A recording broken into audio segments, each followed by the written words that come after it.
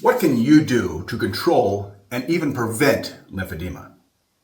Besides exercise and diet, of course, because if you're a member of the Challenge Accepted community and a subscriber to the channel, you already know that working out and eating right are two of the main pillars to becoming a stronger, healthier, and more confident champion of cancer survivorship. Cancer treatment, especially the removal of lymph nodes and radiation therapy, are causes of secondary lymphedema. It's a result from damage or blockage to the lymphatic system, which is a major part of the immune system. There's no cure for lymphedema, but here are 5 things you can do to manage symptoms, reduce swelling, and prevent it from worsening. You need to prevent infections, and that starts with hygiene. Inspect the skin on your arms and legs daily. Cuts and cracks in the skin can lead to infection, so it's essential to avoid injury to the skin and make sure you moisturize.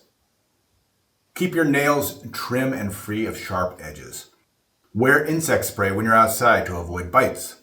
Wear sunscreen while outside and gloves while gardening and working around the house to prevent cuts on your hands and fingers. And if you do get a cut, take care of it right away. We need to keep that lymph fluid moving. And that tight-fitting jewelry on your hands and arms where the lymph nodes were removed, they could slow that flow. Also, try wearing looser fitting clothes on the arms, shoulders, and chest, and avoid tight elastic bands like those on socks and underwear. They could restrict blood flow. And if your doctor or therapist has recommended a compression bandage, wear it, especially if you're doing one of my workouts or even flying. Protect your arms and legs from preventable injuries by not having blood drawn, having blood pressure taken, getting tattoos, or receiving shots on the limb where lymph nodes were dissected and removed. Try carrying heavy weights on the non-affected arm. And if you're using a bag with a strap, keep that strap off the shoulder that had the lymph nodes removed. And when shaving legs, pits, and other areas where lymph nodes have been removed, don't use a razor.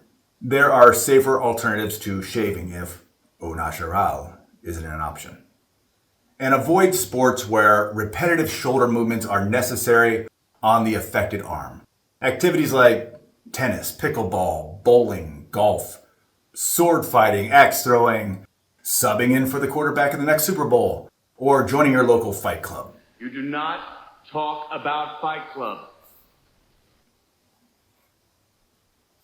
Do your best to avoid prolonged exposure to extreme temperatures, both hot and cold. Heat especially. Don't let yourself get overheated. This means stay away from saunas, hot tubs, steam rooms, sunbathing, and thinking too hard on that crush of yours, huh? Oh, and this goes for elevations you're not accustomed to. Hands and feet swell when trekking into higher elevations, so be aware if you're hiking, skiing, or traveling to areas 1,000 feet or more above your everyday elevation. I know, you've heard this one more times than enough. But losing weight is key not only to improving your health, range of motion, and quality of life, but to lowering the risk of lymphedema.